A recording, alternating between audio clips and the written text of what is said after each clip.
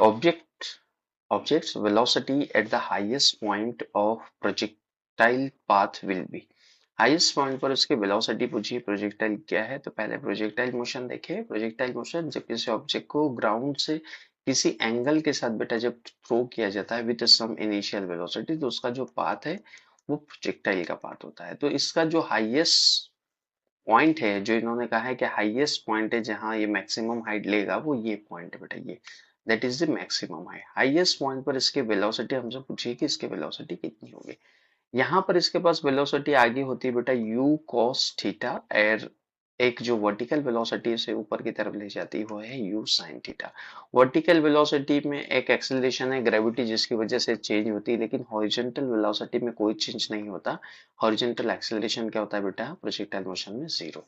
तो किसी भी टाइम पर जैसे हाईएस्ट पॉइंट पर देखा जाए तो वेलोसिटी का जो वर्टिकल कंपोनेंट है बेटा वो जीरो हो जाएगा, और वेलोसिटी का जो हॉरिजॉन्टल कंपोनेंट है वो होगा मेरे पास u cos थीटा। क्या u cos थीटा। तो हाईएस्ट पॉइंट पर वेलोसिटी जब लिखेंगे तो वेलोसिटी हम लिखेंगे इन x डायरेक्शन प्लस वेलोसिटी इन y डायरेक्शन। चूंकि y डायरेक्शन की वेलोसिटी जीरो है तो x डायरेक्शन की वेलोसिटी सिर्फ यहाँ पर बचेगी u cos थीटा। तो at maximum height the horizontal velocity जो होगी प्रोजेक्टाइल की वो होगी u cos theta. Option number A, u cos theta इसकी मैक्सिमम वेलोसिटी होगी। सो क्वेश्चन में पूछा गया है clock second hand complete a round in 60 second, its angular velocity in radian per second. So हमारे पास एक क्लॉक है बेटा, उसका एक सेकेंड वाला हैंड जो एक कंप्लीट चक्कर लगाने में उसे टाइम जो लग रहा है बेटा वो 60 सेकेंड का टाइम लग रहा है। हमसे पूछा angular velocity.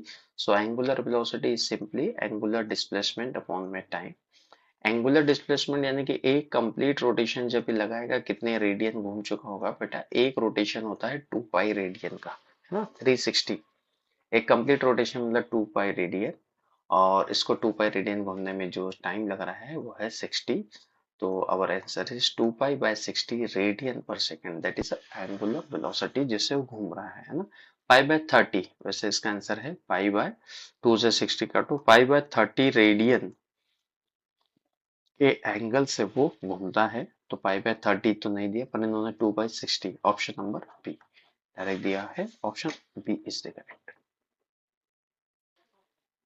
Runner running on a straight track can accelerate from 0 to 18 kilometer per hour in 2 seconds.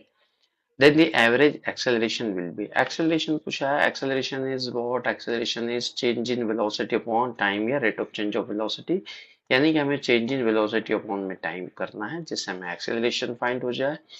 तो वेलोसिटी पे चेंज कितना हुआ है, तो वेलोसिटी बेटा उसके जीरो से हो गई है 18 किलोमीटर पर आवर। जरा ध्यान दें यहाँ पर किलोमीटर पर आवर्स में है, पहले इसे 5 बाई 18 से मल्टीप्लाई करें ताकि ये मीटर पर सेकेंड में कन्वर्ट हो जाए। 18 से 18 गया तो वेलोसिटी में चेंज हुआ है 0 से 5 मीटर पर सेकेंड। पहले उसकी वेलोसिटी 0 थी, अब वो 5 मीटर पर सेकेंड हो गई।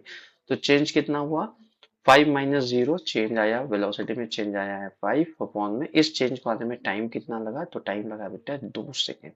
यहाँ पर लिखेंगे 2, तो और एवरेज एक्सेलरेशन इज 2.5, है ना। What is answer, 2.5 metre per second square, this is the acceleration. So option match कर रहा है, option B. Option B is the correct answer. So question में है पूछा गया an NCC parade is going with a uniform velocity of 6 kilometre per hour in the way a bird is sitting on the tree at the height of 11.6 meter. At same time a bird drop a fruit from tree, at what distance from the tree will this fruit fall on the cat?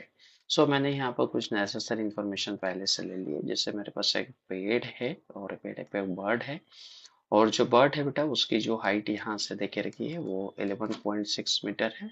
ये ऊपर से एक fruit को नीचे की तरफ गिराएगा, u is equal to 0, यानी कि मोशन अंडर ग्रेविटी का सवाल है, नीचे की तरफ गिराएगा।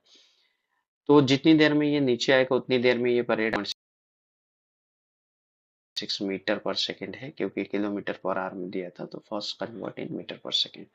सो यहाँ से इक्वेशन ऑफ मोशन यूज किया जाए टाइम निकालने के लिए, अंडर रूट 2h/g है जिससे मुझे टाइम पता चलेगा। तो फर्स्ट में टाइम कैलकुलेट कर लूँ कितना आएगा, तो टाइम जो फ्रूट को नीचे गिरने में लगेगा √2 × h की वैल्यू बच्चे 11.6 अपॉन में जी की वैल्यू हम रख देते हैं 10। तो इसे जब सॉल्व किया जाएगा तो अप्रोक्स मेरे पास जो आंसर आएगा वो बेटा मेरे पास आंसर आएगा 1.51 के आसपास, 1.51 सेकेंड के आसपास टाइम लगेगा। अब इतनी ही देर में ये परेड आगे बढ़ जाएगी। तो ये परेड कितना आगे कब बढ़ेगी, उसके लिए s is equal to u into t कर ले, क्योंकि इसके पास एक्सेलरेशन नहीं है, कांस्टेंट रफ्तार से चल रही है, तो उसकी वेलोसिटी है बेटा 1.66 और यहाँ पर टाइम है 1.51। इन दोनों को मल्टीप्लाई करता हूँ तो मेरा आंसर 2.61 के आसपास आएगा, जो कि अप्रोक्स करने पर 2.62 आएगा। थोड़ा सा वेरिएशन आएगा आंसर में, क्यों मैंने जी की वैल्यू को 10 लिया है, जी की वैल्यू को 9.8 ले। So which option, option number C, option C match होगा इसका, option C is the correct answer.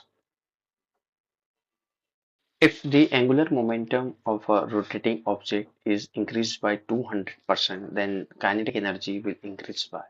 So kinetic energy of any rotating object is equal to ये होती है बेटा, अगर इनको in terms of momentum लिखें, वैसे वो ये होती है हाफ आई ओमेगा स्क्वायर, और अगर मोमेंटम के टर्म में लिखें तो angular momentum L square upon में 2 आई, एल स्क्वायर अपॉन में क्या होगा 2 आई। ये बिल्कुल वैसा ही है जैसे वहां पर पी स्क्वायर अपॉन में 2 m होती थी काइनेटिक में। सो काइनेटिक एनर्जी का एंगुलर मोमेंटम के साथ जब मैं रिलेशन देख रहा हूँ तो वो है स्क्वायर का, है ना, काइनेटिक एनर्जी और एंगुलर मोमेंटम स्क्वायर का है। यहाँ पर एरर एनालिसिस से काम नहीं बनेगा, क्योंकि चेंज बहुत ज्यादा है। वो मेथड तब काम करती है जब चेंज छोटा हो। तो हम सपोज पहले उसके काइनेटिक एनर्जी इनिशियल मान लेते हैं के ई थी, और जब उसका एंगुलर मोमेंटम था L square, angular momentum L square. बाद में क्या हुआ कि उसकी काइनेटिक एनर्जी फाइनल हमने निकाली, तो हमने ये देखा कि जो उसका एंगुलर मोमेंटम है वो 200% इंक्रीज हो गया है। फिर 200% यानी कि जो वैल्यू अब एल थी वो 200% बढ़ी, यानी कि 2l, उसमें और ऐड कर दो 200% बढ़ गई, और उसका क्या होता है बेटा स्क्वायर, स्क्वायर में इस रेफरेंस से लिख रहा हूँ, ठीक। तो यहाँ पर जो नई काइनेटिक एनर्जी है वो मेरे पास आ गई 2l+l 3l, और ये हो गया 9l²। This is the final kinetic energy. Final kinetic energy मेरे पास कितनी आई 9l²। हमसे पूछा है परसेंटेज चेंज कितना आया, तो किसी भी नंबर में परसेंटेज चेंज लिखने के लिए, काइनेटिक एनर्जी में परसेंटेज चेंज लिखने के लिए हम लिखेंगे काइनेटिक एनर्जी फाइनल क्या है माइनस काइनेटिक एनर्जी इनिशियल क्या थी अपॉन में काइनेटिक एनर्जी इनिशियल क्या थी। दिस इज द फॉर्मूला जिससे हम किसी भी नंबर का परसेंटेज में चेंज निकाल सकते हैं इनटू 100, और ये परसेंटेज में चेंज आएगा। सो फाइनल काइनेटिक एनर्जी यहाँ पर लिखा जाए 9l² minus initial kinetic energy, जब एंगुलर मोमेंटम l था तो वो l² अपॉन में इनिशियल काइनेटिक एनर्जी यानी कि l² इनटू यहाँ पर आएगा बच्चे 100, और ये 100%। सो 9l² में से एक l² गया, तो मेरे पास बचा यहाँ पर 8l², और जब ये 8l² आएगा, नीचे ऑलरेडी एक l² है, इनटू यहाँ पर 100 आएगा। सो l² से l² cancel, answer will be 800%। So correct answer is option number B, 800% उसकी काइनेटिक एनर्जी इंक्रीज होगी। The total work done by all the forces external or and internal on a body is equal to, किसी निकाय पर सभी बलों का जो बाह्य मतलब एक्सटर्नल और इंटरनल लग रहे हैं उनके द्वारा किया गया कुल कार्य क्या होगा।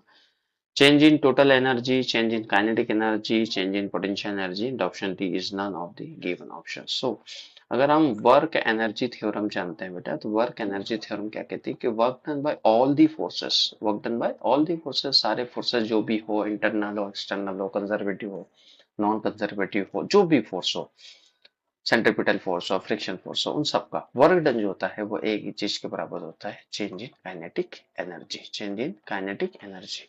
सो इसका ऑप्शन कौन सा सही होगा, option number B, change in kinetic energy. कहाँ से आया बेटा, ये आता है वर्क एनर्जी थ्योरम से, वर्क एनर्जी थ्योरम जो कहती है कि work done equal to change in kinetic energy.